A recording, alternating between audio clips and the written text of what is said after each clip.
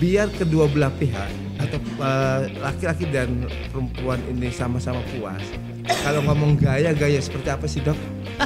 Jadi gaya tuh semuanya sebenarnya bagus-bagus aja Pak. Kita mau gaya konvensional. Kalau ngomongin destinasi nih dok, destinasi itu kan biasanya menggali potensi ya, destinasi itu. Destinasi saya juga sama.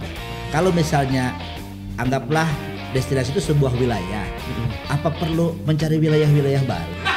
Atau menggali potensi yang ada di satu wilayah yang ada itu dok. Coba. Oke, dok itu ini yang bikin jenuh itu, apakah waktunya yang 5 tahun atau orangnya yang itu aja? Sebenarnya gini.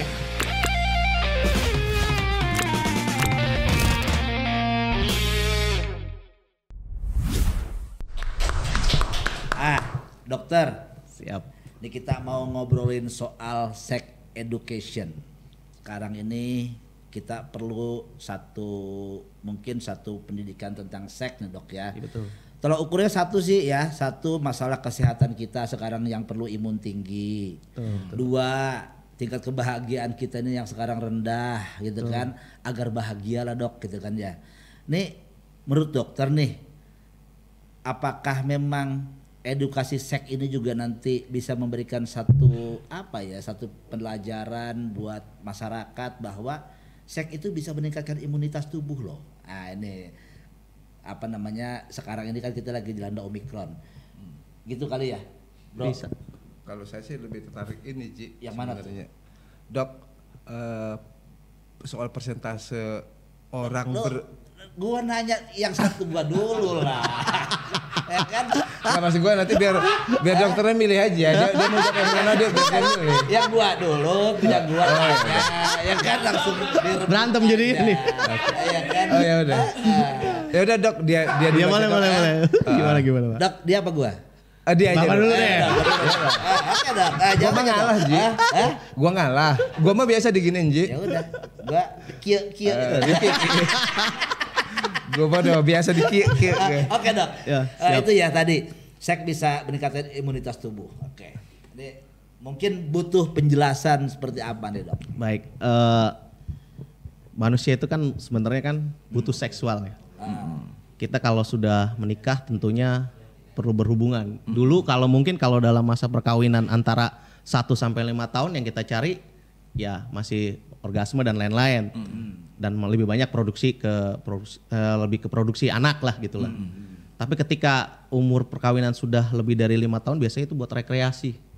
Kalau di atas 5 tahun lebih ke rekreasi. Iya betul. Dia sudah tidak mencari apa yang harus dituju, misalkan wah ini harus strong lah, harus orgasme sekarang gitu. Lebih banyak ke rekreasi. Jadi tidak hanya menuntut untuk berhubungan badan. Jadi misalkan kita bisa mandi bareng. Atau mungkin bisa mesra-mesraan doang tanpa hubungan badan seperti itu bisa. Gitu ya? Kalau lu 5 tahun ke atas menderita nggak Ji? Menderita kayaknya 5 tahun. Nggak. Gua sering denger dia sering banget rekreasi. Jangan lo bukan rekreasi ala Dokter Dendi. Yang coba nih rekreasi bro. Enggak, gua batasin dulu, kita stop dulu sampai situ. Tadi gua dengar sepintas kata dokter bahwa ini buat yang berumah tangga. Nah pertanyaan saya, kalau orang yang belum berumah tangga emang nggak perlu seks dok? Sebenarnya sih seks itu kan hak asasi ya. Boleh Boleh digunakan, tapi kan memang karena ketimuran kita kan, ada lebih, karena dari seks itu juga ada tanggung jawab, ada tanggung dan jawab. norma, Ya itu. kan? Makanya kita lebih bagus yang dalam dunia perkawinan lah, atau dalam dunia yang halal lah seperti itu. Nah, kalau ngomongin destinasi nih dok, destinasi itu kan biasanya menggali potensi ya, destinasi itu. Destinasi saya juga sama. Kalau misalnya anggaplah destinasi itu sebuah wilayah, apa perlu mencari wilayah-wilayah baru atau menggali potensi yang ada di satu wilayah yang ada itu dok? Coba. Jadi begini, perumpamaan seperti gini. Dalam kita berhubungan seksual tentunya kan banyaknya di kamar, di kamar. Terus lama-lama kan jenuh juga kan. Mungkin butuh suasana yang baru seperti di hotel atau mungkin di tempat-tempat yang jauh lah, makanya seperti itu ada yang namanya di genteng honeymoon kedua gitu kan. Bisa juga sih, coba siapa yang menonton kan seperti itu. Di dapur mungkin ya. Ya itu kan salah satu variasi aja untuk menghilangkan kejenuhan, karena biasanya memang dalam waktu 5 tahun tuh kita jenuh lah. Oke. Karena kan Iya. biasanya kan ada misalkan seperti ini kita ajak coba gaya begini, nggak Oke. mau ah. Nah itu lama sebenarnya itu eksperimen harusnya terus nggak apa-apa itu dihalalkan kalau memang itu suami istri. Oke. Silakan saja asal ada Ini juga. persetujuan. Oke, Dok, itu ini yang bikin jenuh itu apakah waktunya yang 5 tahun atau orang yang itu aja? Sebenarnya sebenarnya gini, kenapa waktu awal-awal mungkin kita berhubungan itu semangat karena Oke. memang kan kalau misalkan kita baru nikah kan tentu kan bentuk tubuh juga kan Oke. masih ada yang langsing, dua-duanya langsing gitu. Kenceng lah. Lambat laun kan memang kan badan juga berubah ya, metabolisme berubah. Yang tadinya langsing jadi gendut. Oke. Nah, justru disitulah uniknya bagaimana mensiasati itu gitu. Oke. Oke. Seperti itu. Gini Dok, nih Dokter Dendi semangat banget sih kalau ngomongin soal seks ini. Lihat kreatif juga kalau ngomongin soal seks nggak lupa ya kalau volumenya naik turun ya kan. Dok, yang saya juga pengen tanya nih. Lagi-lagi dalam masih koridor yang 5 tahun itu, Dok. Ini yang bosen hanya laki-lakinya saja atau perempuannya juga jangan-jangan kita kan selalu bicara pada posisi laki-lakinya saja, Dok. Pada Jadi posisi sebenarnya sih perempuan sama aja. Mereka juga bosan sama kita, Dok? Bosan juga kadang-kadang. Sama kita nih? Dengan suasana. Cuman karena mereka wanita tidak berani mengungkapkan kan. Oke. Sebenarnya kan kalau idealnya kan saling sama lah. Kebutuhannya sama porsinya. Kalau kita pengen misalkan suaminya ada apa namanya minta wanitanya berambut pirang atau apa. Oke. Nah, itu nggak apa-apa selama Oh, iya, memang ada. permintaan suaminya seperti itu ya nggak apa-apa jadi masalah. Iya, Nggak masalah, ada saya teman saya begitu. Dia menyuruh benar nih sumpah aja. Teman saya. Jangan juga sebut inisial. Gak usah. Dia meminta istrinya untuk berambut pirang. Iya, nggak apa-apa. Karena untuk meningkatkan gairah. Kata dia, saya juga heran-heran tuh. Ini orang sehat nggak sih? Gitu. Sebenarnya itu nggak apa-apa Pak, selama memang diinginkan atau istilahnya kan ada kasarnya menjadi pelacur suami nggak apa-apa, nggak jadi masalah gitu. Nanti Itu untuk kebahagiaan. masuk kategori kepuasan. seks appeal nggak, Dok? Apa misalnya seks appeal itu ada di bagian tubuh atau mungkin dari luar bagian tubuh juga, misalnya dari sisi dandanan, cara Ya dia memang berdandan dan kalau sebagainya. pria kan lebih ke dandanan ya, maksudnya ke lebih ke dandan fisik. ya. Lebih Kalau ke wanita fisik, ya. lebih ke perasaan. Kalau nggak mood wanita susah. Kalau laki kan mood nggak mood dibuka juga tetap aja berdiri gitu kan. Sikat tetap. Katanya gitu kalau cowok selalu mut-mutan ya, Ya. apa, selalu ngemut ya gitu kan. Nggak ada nggak moodnya gitu ya. Gitu ya. Kalau Lu cowok. sering ngomong.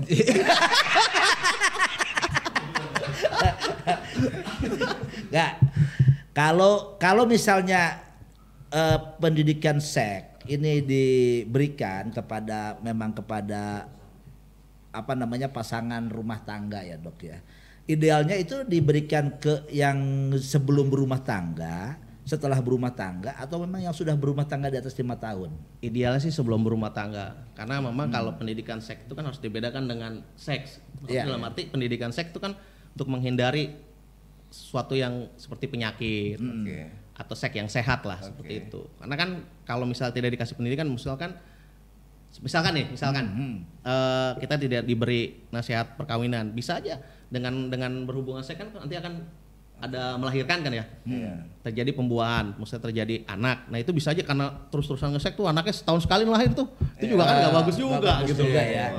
Ya makanya pendidikan seks ini kan penting deh Dok. Penting, Maksudnya penting sekali. penting tuh bahwa misalnya kita tahu bahwa pendidikan seks itu memang sekarang ini masih dianggap tabu di kita. Iya. Di kita dianggap tabu. Bahkan saya nggak pernah mendengar SD negeri seks atau misalnya SMP negeri seks belum ada itu Dok. Belum ada, ya, ya, kan belum gitu. ada. Jadi seks ini ya lebih apa sih ya pendidikan non apa ya non formal ya disebutnya ya pendidikan Cuman seks. ada kekhawatirannya, Tapi kan ini Dok. penting dong pendidikan iya. seks itu penting untuk Penting apa? memberikan Penting, edukasi ya. kepada masyarakat. Ini pendidikan loh. Iya. Ya kan pendidikan. Nah seperti apa mungkin sekarang kalau seandainya misalnya di sekolah, apakah sudah wajar misalnya di SMA itu ada kurikulum misalnya tentang pendidikan seks Seksiologi, yang mendidik, yang tentunya di sini ada nilai positif yang harus ditanamkan Dok. Sebenarnya pendidikan seks yang positif itu kan pendidikan bukan dalam arti seperti apa gaya seks atau apa, tapi lebih ke kesehatan produksi Pak. Betul. Seperti dengan berhubungan seks di awal berumur muda juga kan berbahaya untuk terserang penyakit kanker rahim atau kanker serviks seperti itu. Karena ada perlukaan awal atau nanti setelah berhubungan seksual akan terjadi kehamilan di luar nikah. Nah itu juga kan berbahaya. Akhirnya kan ujung-ujungnya ada aborsi, ada atau apa. Seperti itu sih sebenarnya. Lebih ke secara apa ya? Lebih pada kesehatannya. Iya kesehatannya dibanding gayanya. Beda lagi dengan gaya gitu. Maksudnya apa sih yang harus ditingkatkan kalau sudah menikah? Kalau yang belum nikah ya seperti itu. Dikasih tahu bahwa ini nggak boleh lo dilakukan. Nanti akan jadi ini kan mempersulit mereka juga gitu loh. Iya. Dok, kita semua kayak sepertinya sepakat bahwa seks edukasi itu penting. Kita semua orang sepakat deh bahwa tetapi sampai hari ini kan kita seperti kata Haji Adam belum ada mata pelajaran tentang itu yang khusus itu sehingga saya kemudian menarik kesimpulan nih Dok, apakah kalau seks edukasi itu diberikan sedini mungkin kekhawatirannya nanti mereka coba-coba gitu Dok? Ya itu memang salah satu kekurangannya itu. Takutnya dicoba-coba karena lebih tahu, ini lebih safe nih, lebih aman. Jadi coba aja lah gitu kan. Gitu, biasanya kan kalau seks pendidikan seks itu kan dikasih tahu ini bahwa ini alat kontrasepsi. Nah, itu yang memang kita takutkan. Artinya ada batasan usia ideal dong untuk bisa menerima pendidikan itu. Biasanya kalau di negara kita, kalau di negara luar itu biasanya umur 18. Tapi kalau di negara kita kayaknya 22 deh. Karena 18 juga masih masih terlalu ini. Udah masuk usia ideal untuk mempelajari itu. Jadi tidak akan coba-coba dia gitu. Nih, Dok. Kalau usia 22 tahun dia mulai. Kan pasti yang namanya pelajaran ada level-level tertentunya. Sehingga sampai dengan usia berapa tahun dia sudah dianggap mahir lah dalam menggali ilmu pendidikan seks itu. Nah, ini kalau seandainya dia udah lulus, ini sarjananya apa ya, Dok ya? Itu dia bingung ya. Gak ada sarjana kayak Pak. Tapi memang yang jelas kita masih harusnya perlu itu. Supaya ya itu tadi tidak ada kehamilan dini, terus kemudian tidak ada kehamilan di luar nikah seperti itu. Lebih ke arah sebenarnya sih lebih ke arah agama dan inilah ya. Norma ya. Emang penting di sana. Berarti harus dibarengin pendidikan seks edukasi dibarengin dengan pendidikan agamanya. Karena ya itu kuncinya sih. Nggak bisa berbarengan. Kembali ke pertanyaan awal nih, Dok. Situasi kan lagi begini nih. Bentar-bentar Covid, bentar-bentar varian baru, varian Delta. Tingkat kebahagiaan rendah ya kan? Seks ini kan lebih kepada apa ya, bisa dikatakan bahwa seks ini juga lebih kepada sama dengan happy gitu ya. Nah, apakah seks di kondisi seperti ini juga bisa meningkatkan imunitasnya, Dok? Sangat bisa sekali Pak, karena kalau kita berseksual gitu atau kita berhubungan, biasanya itu ada kriterianya. Memang nggak berapa banyak gitu dalam sebulan. Itu tetap ada kriterianya tetap. Kriterianya. Kalau yang normal itu seminggu tuh bisa 3. Kalau masih muda nih. 3 kali. 3 kali. Nah yang mulai kita waspada itu ketika dalam 1 bulan hanya 1 kali Pak. Nah itu berarti kan sudah tidak sehat juga. Nggak sehat. Nah kenapa kita berhubungan seksual itu bisa dianggap satu rekreasi dan menimbulkan rasa nyaman? Karena memang ketika kita mencapai puncaknya atau dalam arti orgasmenya, itu dia akan mengeluarkan hormon Pak tubuh kita. Hormon yang buat nyaman dan menaikkan imun seminggu kita. 3 kali itu di lain-lain waktu atau dalam seminggu 3 kali gitu? Ya dalam seminggu ya bisa 3 kali, maksudnya dalam arti bisa Senin nanti ketemu lagi. Nah gitu. Kawan saya ini kan seminggu sekali nih. Ya. Sebenarnya sih kalau umur-umuran kita sih idealnya sih dia 3 kali Pak. Bisa seminggu jadi, itu gitu loh. Pas ketemu dirapel gitu. Karena memang ada penelitian bahwa kalau kita rajin itu memang imun kita akan tumbuh terutama gitu. Karena hormon yang dikeluarkan juga hormon nyaman gitu. Pernah nggak ngerasain kalau kita habis berhubungan terasa nyaman, sakit pun hilang gitu loh. Gitu ya. Nah, itu salah satunya sih sebenarnya. Jadi kalau berhubungan itu imun menjadi bertambah. Tapi gempor ya Dok ya. Nah iya karena tenaganya kurang. Ya kan harus dibarengi juga mungkin dengan metode lain. Ya, jangan juga terus-terusan enggak juga minum yang vitamin. Karena kalau 3 kali dalam itu bisa bareng tuh lecet Dok. Kan tergantung juga. Gak mungkin naik juga. Tapi memang kalau kita lihat sekarang karena keinginan itu banyak penggunaan obat-obat kuat itu kan. Itu juga termasuknya sebenarnya nggak bagus juga sih. Nggak bagus. Karena bagusnya Ya bangunnya kita alami aja Pak. Alami. Dalam alami obat kuat itu kan dibuat memang untuk memacu kan. Oke. Memacu darah untuk lari ke bawah gitu ke alat kelamin sehingga dia keras. Tapi kan selama ini kan pria-pria itu mencari obat kuat untuk bertahan lama. Ya nggak bisa juga. Sebenarnya kalau kita minum obat kuat malah cepet selesai gitu loh. Ya, kebanyakan seperti itu. Kurang bagus juga sih sebagai apa ya, image kita sebagai laki-laki ini kayaknya banyaknya obat kuat itu laki-laki. Iya gitu betul. Kan, sementara wanita enggak gitu kan. Malah justru sebenarnya salah itu. Kalau dibikin obat kuat itu sebenarnya jadi lemah Pak. Jadi lemah ya. Jadi lemah. Karena biasanya obat kuat itu kan malah misalkan harusnya orang itu kuat dalam waktu 3 atau main. Sebenarnya kan normatifnya itu antara 5 sampai 10 menit. Kalau kita lihat di film 30 menit itu kan editan Pak. Editan. Aslinya ya manusia itu dari 5 sampai 15 menit lah idealnya. Tapi kan yang idealnya juga susah gitu. Bukan yang di film-film sampai 30 menit dokter bilang editan. Ya editan. Dokter kok tahu? Dokter ikut ngedit. Dokter ikut ngedit juga.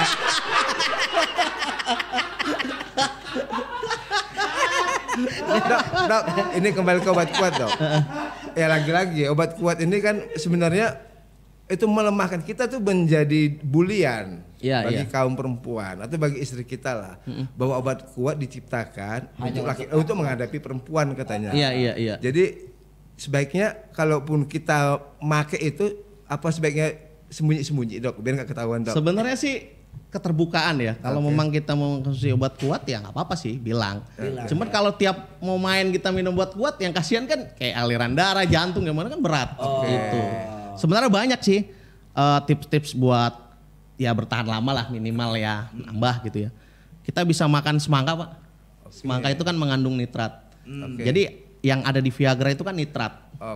Nah, supaya nitrat tidak lepas sehingga ereksinya akan kuat. Nah, itu kita bisa makan. Tapi kan kalau butuh banyak banget semangka tapi kan. Dok, tapi kenapa obat kuat itu hanya buat laki-laki aja dok ya? Kenapa nggak ada buat perempuan? Kenapa dok? Karena memang perempuan tidak butuh obat kuat kan. Perlu. Kenapa? Ya memang seperti itu Pak. Karena kan kalau yang disebut obat kuat itu kan mempertahankan ereksi kan sebenarnya. Saya juga dapat juga tuh informasi dok tentang obat kuat dari buah-buahan itu. Mentimun sama limun kalau nggak salah. Ya kan? Limunnya diminum, mentimunnya aja udah.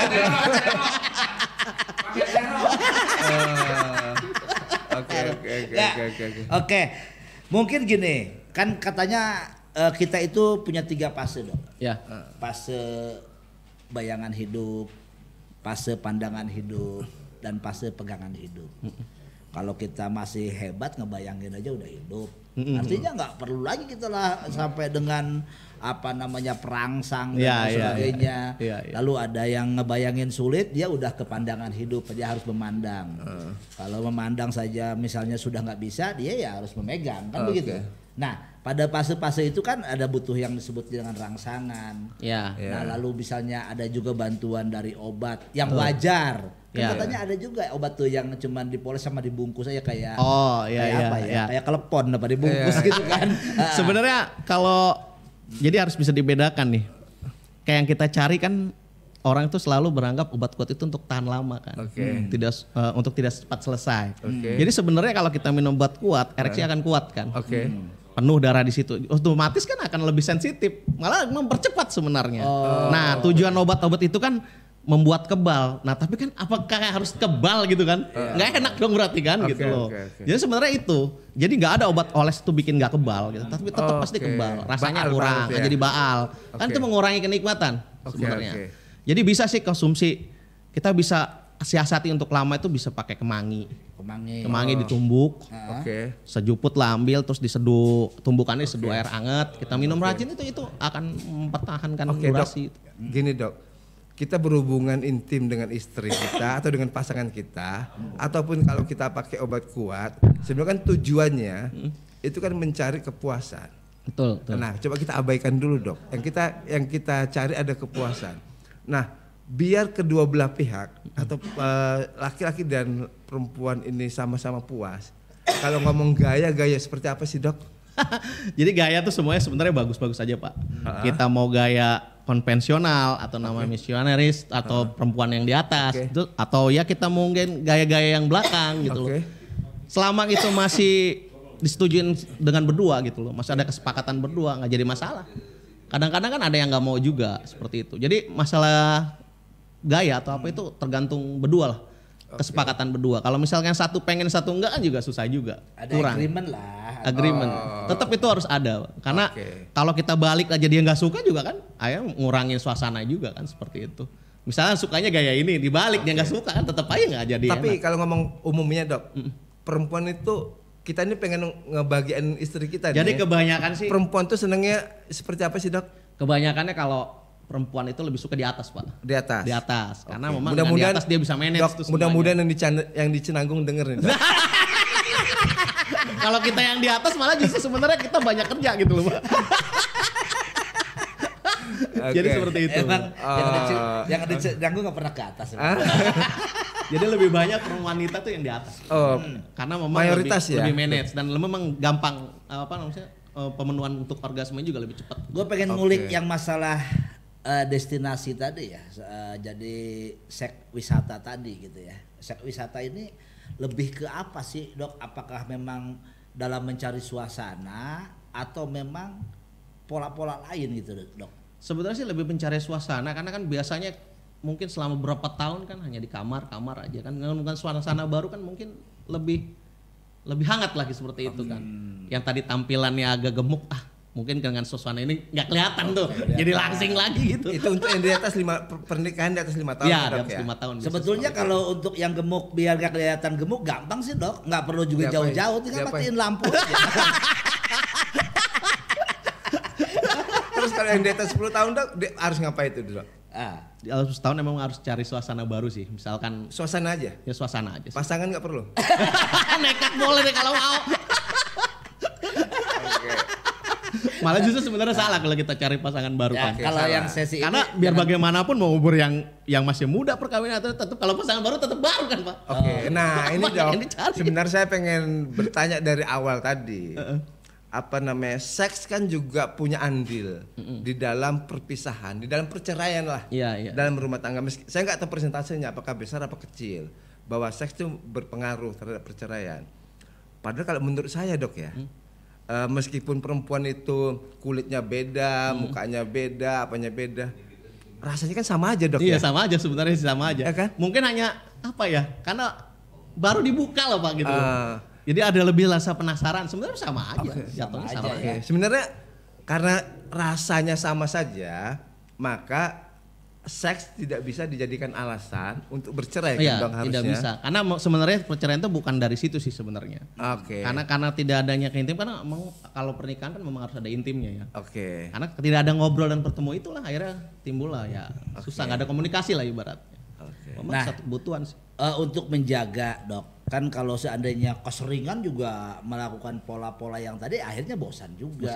Gitu kan. Ritme ini mungkin yang harus disesuaikan di rumah maupun di luar ketika bersama-sama, misalnya mencari suasana baru kan begitu. Dengan gaya-gaya baru. Nah, ini juga mungkin salah satunya untuk mempertahankan rumah tangga tadi. Betul. Nah, kira-kira pola apa lagi sih Dok kalau misalnya kita sudah mencoba keluar dan sebagainya, apakah memang tetap dengan pola-pola yang sama tetapi menjadi komunikasi yang baik atau seperti apa? Sebenarnya sih tetap komunikasi yang baik. Kalau memang itu sudah dilakukan semua ya tinggal kembali ke fisik kita Pak. Kalau bisa memang kedua-duanya olahraga gitu loh. Olahraga Dok. Karena olahraga itu menjamin untuk kita tetap prima. Kalau itu nggak termasuk olahraga Dok? Olahraga Pak, karena kalau orang berhubungan tuh sekitar kalau pagi aja nih berhubungan tuh bisa 3.000 kalori. 3.000 ya Dok ya? 3.000 untuk mempertahankan ereksi aja bisa. Dok, seks ini sebenarnya diperlukan buat laki-laki saja atau buat kedua-duanya Dok? Sebenarnya kedua-duanya sama Pak. Sebenarnya kedua-duanya sama. Perempuan juga butuh seks, pria juga butuh seks. Hanya lebih kelihatan pria lah. Pertanyaannya berikutnya nih Dok. Kalau memang itu seks seks itu perlu untuk perempuan dan laki-laki.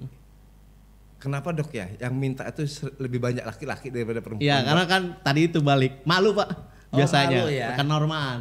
Sebenarnya sih bisa aja. Banyak sih perempuan dengan cara halus. Misalkan lagi mau tidur nih, dia udah ngajak kamar gitu loh. Ngasih kode lah ngasih ya. Kode, ngasih kode ya, lebih udah nyolek-nyolek kayak gitu. Atau mungkin ya nanya dapat duit gak? Kalau enggak mau pakai celana levisnya.